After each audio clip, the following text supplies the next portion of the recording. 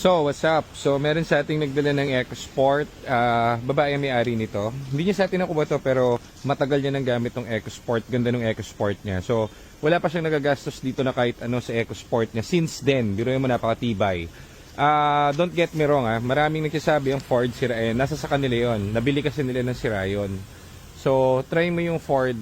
Marami kasi dumarating dito, mga nagpapa-maintenance. Mga first owner galing. So, since first owner, isipin mo 2014 pa yung EcoSport nila, wala pa sila napapagawa na kahit ano, PMS lang. So it depends talaga sa gumagamit. Okay, so katulad nito ni ma'am, yung nagdala sa atin ng EcoSport, wala pa raw siya napapagawa dito. Ngayon nakita niya yung mga videos natin, dinala niya rito para meron siyang peace of mind dahil pina full PMS package siya to, kasi nga syempre matagal niya na gamit ito So ang pinagawa niya rito is papalit siya ng timing belt, drive belt, syempre yung full PMS package, change oil, chinek namin lahat dito sa unit niya, very goods and everything kasi babiyahe yata sila So ginawa natin lahat dito.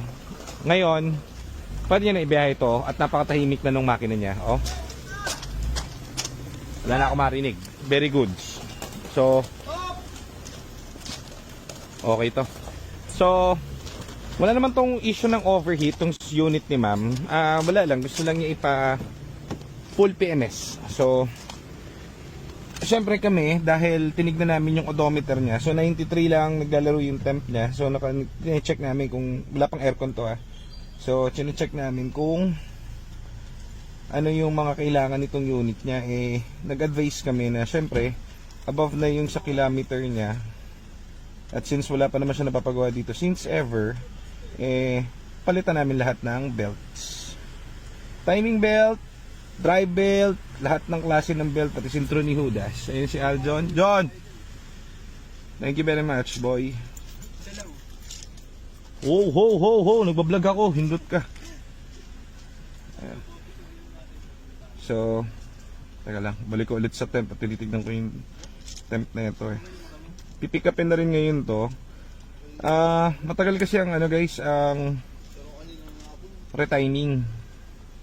Kalas lahat yan, yung gilid ng makina. So, yan, 95 na. Sine-check na lang to, pero everything goods naman dito. Sep, check mo na rin yung parang buksan mo yung hood. Parang may naririnig akong air filter dito. Teka, check natin yung parang air filter niya, parang medyo maingay.